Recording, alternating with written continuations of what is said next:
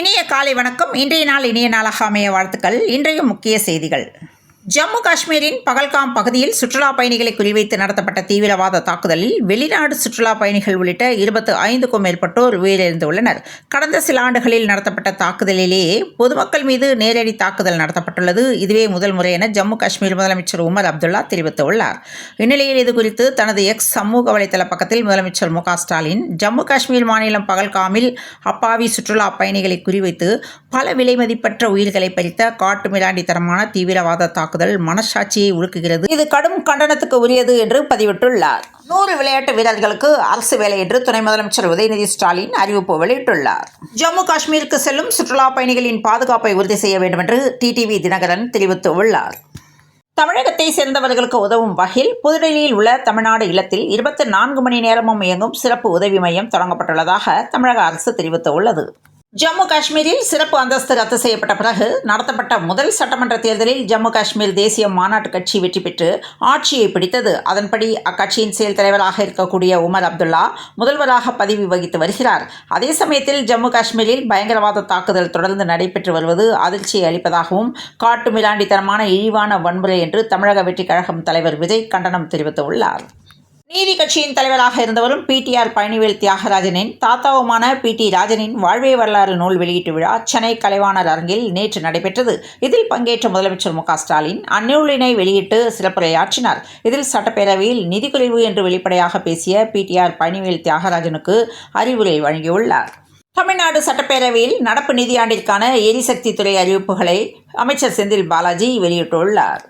நீதி கட்சிக்கு இறுதி என்பதே கிடையாது, நீதி கட்சியின் நீட்சிதான் இந்த ஆட்சி. தமிழ்வேல் பி.டி. ராஜன் வாழ்வே வரலாறு நூல் வெளியீட்டு விழாவில் முதல்வர் மு க ஸ்டாலின் பேசியுள்ளார். நமது முதலமைச்சரை மாநில உரிமை காவலர் என்றே நாம் அழைக்கலாம் என்று அமைச்சர் பழனிவேல் தியாகராஜன் தெரிவித்துள்ளார். நமது எதிரிகளின் முகம் மட்டும்தான் மாறியுள்ளது, அவர்களின் எண்ணமும் உள்ளமும் மாறவில்லை என முதல்வர் ஸ்டாலின் கூறியுள்ளார். அரசு ஊழியர்கள் ஆசிரியர்களின் கோரிக்கைகளை நிறைவேற்ற வேண்டும் என விஜய் வலியுறுத்தியுள்ளார். திருப்புவனம் அருகே அரசு பஸ்ஸும் டீசல் டேங்கர் லாரியும் நேருக்கு நேர் மோதிய விபத்தில் லாரி டிரைவர் உட்பட 21 பேர் படுகாயமடைந்தனர். இதுகுறித்து பூவந்தி போலீசார் வழக்கு பதிவு செய்து விசாரித்து வருகின்றனர். பெற்றோரின் விருப்பத்தை நிறைவேற்றியுள்ளோம் என்று யுபிஎஸ்சி தேர்ச்சி பெற்றவரின் சகோதரரான இராணுவ வீரர் பேட்டி அளித்துள்ளார். விருதுநகரில் அதிமுக சார்பில் அமைச்சர் பொன்முடியின் சர்ச்சை பேச்சை கண்டித்து போராட்டம் நடைபெற்றது. போராட்டத்தில் கலந்து கொண்ட முன்னாள் அமைச்சர் ராஜேந்திர பாலாஜி செய்தியாளர்களை சந்தித்த போது தமிழகத்தில் முதலமைச்சர் கண்ட்ரோலில் எந்த அமைச்சரும் கிடையாது என்றும் 1999 மட்டும் இனித்ததா என்று கேள்வி எழுப்பி ஸ்டாலின் கட்டுப்பாட்டில் திமுக இல்லை என்று ராஜேந்திர பாலாஜி ஆவேசமுடன் பேசியுள்ளார். தமிழகத்தில் உள்ள அனைத்து பாஜக அலுவலகங்களுக்கும் உரிய பாதுகாப்பு அளிப்பதோடு பாஜக நிர்வாகிகள் மற்றும் தொண்டர்களின் பாதுகாப்பையும் உறுதி செய்ய வேண்டும் என்று தமிழ்நாடு பாஜக தலைவர் நாயனார் நாகேந்திரன் வலியுறுத்தியுள்ளார். சென்னையில் நடைபெற்ற விழாவில் திராவிட அறநெறியாளர் தமிழ்வேல் பி.டி. ராஜன் வாழ்வே வரலாறு என்ற நூலை முதலமைச்சர் மு க ஸ்டாலின் இன்று வெளியிட்டார். அதனை முன்னாள் நீதியரசர் சி.டி. செல்வம் பெற்றுக்கொண்டார். வாரிசு என்ற சொல்லை கேட்டாலே சிலருக்கு பத்திக்கிட்டு எரியுது என்று மு க ஸ்டாலின் பேசியுள்ளார். சென்னையில் புதிதாக 3 பேருக்கு கொரோனா பாதிப்பு உறுதியாகியுள்ளது. சென்னையில் ஒரு பெண் உட்பட 3 பேருக்கு நேற்று கொரோனா உறுதி செய்யப்பட்டு அவர்கள் மருத்துவமனையில் சிகிச்சை பெற்று வருவதாக சுகாதாரத்துறை அதிகாரி ஒருவர் தெரிவித்துள்ளார். யுபிஎஸ்சி தேர்வில் தமிழக அளவில் முதலிடம் பிடித்த சிவச்சந்திரனுக்கு அண்ணாமலை வாழ்த்து தெரிவித்துள்ளார். முதலமைச்சர் மு க ஸ்டாலினின் கனவு திட்டமான நான் முதல்வன் திட்டத்தின் கீழ் மத்திய அரசின் குடிமைப்பணி தேர்விற்காக தமிழ்நாடு அரசு பயிற்சி மையத்தில் தங்கி பயிற்சி பெற்றவர்களில் 50 பேர் யுபிஎஸ்சி தேர்வில் வெற்றி பெற்றுள்ள செய்தி அறிந்து மற்றற்ற மகிழ்ச்சி அடைந்தோம் என்றும் இலக்கை நோக்கி சரியான திசையில் நடைபோடும் நான் முதல்வன் திட்டம் என்றும் உதயநிதி ஸ்டாலின் தன்னுடைய எக்ஸ் தள பக்கத்தில் பதிவிட்டுள்ளார். 8 மாதம் வேலை 4 மாதம் முழுசா படிப்பு என்று யுபிஎஸ்சியில் தமிழ் வழியில் தேர்ச்சி பெற்ற மாணவர் பேட்டி அளித்துள்ளார். காஷ்மீர் மாநிலம் பஹல்காம் பகுதியில் நடைபெற்ற தாக்குதல் சம்பவம் எதிரொலியாக அரசுமுறை பயணமாக சவுதி அரேபியா சென்றுள்ள பிரதமர் மோடி திடீரென பயணத்தை ரத்து செய்துள்ளதாக தகவல் வெளியாகியுள்ளது. அரசு ஊழியர்கள், ஆசிரியர்கள் மற்றும் பணியாளர்களை தேர்தல் நேரத்தில் மட்டுமே நம்ப வைத்து ஏமாற்றுவதை கைவிட்டு கொடுத்த வாக்குறுதிகளை உடனே நிறைவேற்ற வேண்டும் என தமிழக வெற்றி கழக பொதுச் செயலாளர் ஆனந்த் வலியுறுத்தியுள்ளார். செங்கல்பட்டு அருகே சென்னை திருச்சி தேசிய நெடுஞ்சாலை பகுதியில் உள்ள பழவேலி பாலாறு கரையோரம் செங்கல்பட்டு மாநகராட்சி குப்பைகளை கொட்டி எரித்து வருகிறது.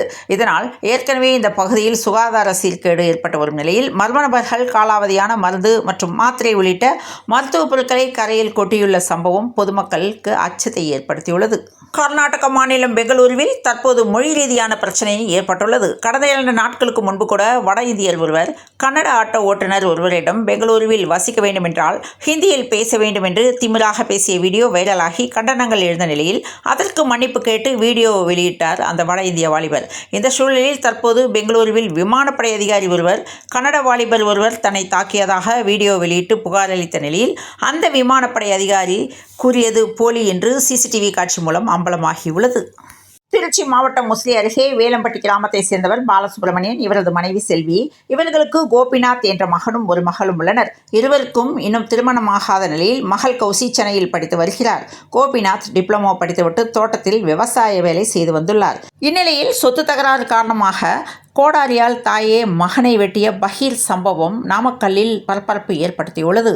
ஊக்கத்தொகையை உயர்த்தி வழங்க கோரி கோயம்பேடு பேருந்து நிலையத்தில் மாற்றுத்திறனாளிகள் போராட்டம் நடத்தினர். தமிழகத்தில் அடுத்த ஆண்டு நடைபெறவுள்ள சட்டமன்ற தேர்தலை எதிர்கொள்ளும் வகையில் அரசியல் கட்சிகள் தீவிரமாக செயல்பட்டு வருகின்றன. அந்த வகையில் நடிகர் விஜயின் தமிழக வெற்றி கழகமும் தேர்தல் வேலைகளில் தீவிரமாக இயங்கி வருகிறது.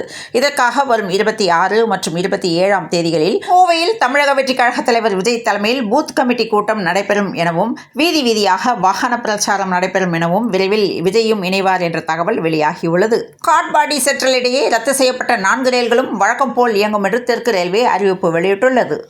வெளி மாநிலங்களிலிருந்து சென்னை சென்ட்ரல் ரயில் நிலையத்திற்கு கஞ்சா உள்ளிட்ட போதைப் பொருட்கள் கடத்தப்படுவதும் அதனை போலீசார் பறிமுதல் செய்து சம்பந்தப்பட்ட நபர்களை கைது செய்வதும் தொடர்கதையாகி வருகிறது. இந்த நிலையில் ஆந்திராவிலிருந்து சென்னைக்கு சரக்கு லாரி மூலம் கடத்தி கொண்டு வரப்பட்ட 1,50,00,000 ரூபாய் மதிப்புடைய 300 கிலோ கஞ்சாவை போலீசார் பறிமுதல் செய்துள்ளது பரபரப்பை ஏற்படுத்தியுள்ளது. போப் பிரான்சிஸ் இறுதி அஞ்சலி நிகழ்ச்சிக்கு தமிழக அரசு சார்பில் 2 பேர் பங்கேற்க உள்ளனர். வந்தே பாரத் ரயில்கள் வலுவான பாதுகாப்பு அம்சங்களை கொண்டுள்ளன என்று தெற்கு ரயில்வே அறிவிப்பு வெளியிட்டுள்ளது. அமைச்சர் பதவியிலிருந்து நீக்க வேண்டும் என்று ஆபாச பேச்சுக்கு அமைச்சர் பொன்முடிக்கு கௌதமி கண்டனம் தெரிவித்துள்ளார்.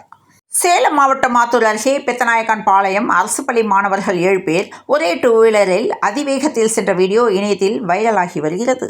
பொக்காபுரம் சாலையில் வந்த ஸ்கூட்டரை காட்டு யானை தட்டிவிட்டு பெண்ணை தாக்கியது. இந்நிலையில் சிகிச்சை பெற்று வந்த பெண் துரதிர்ஷ்டவசமாக உயிரிழந்தார். கோவை மாநகராட்சி தெற்கு மண்டலத்திற்கு உட்பட்ட வெள்ளலூர் குப்பை கிடங்கு வளாகத்தில் நீர் சேகரிக்கும் வகையில் அமைக்கப்பட்ட குட்டை தற்போது புனரமைக்கப்பட்டுள்ளது.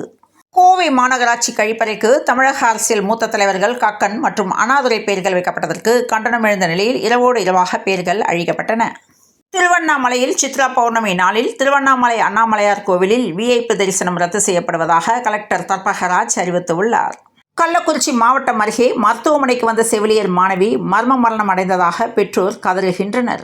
சென்னை சூப்பர் கிங்ஸ் அணியின் ஆல்ரவுண்டர் சிவம் துபே நேற்று நடைபெற்ற தமிழ்நாடு விளையாட்டு பத்திரிகையாளர்கள் சங்கத்தின் விருது வழங்கும் விழாவில் சிறப்பு விருந்தினராக கலந்து கொண்டார். குறிப்பாக வளர்ந்து வரும் 10 விளையாட்டு வீரர்களுக்கு தலா ரூபாய் 70,000 அவர் வழங்கியுள்ளார். IPL-இல் லக்னோ அணியை வீழ்த்தி டெல்லி வெற்றி பெற்றது. இன்ஸ்டாகிராமில் 19 மில்லியன் பின் தொடர்பவர்களை பெற்ற முதல் அணியாக RCB சாதனை புரிந்துள்ளது.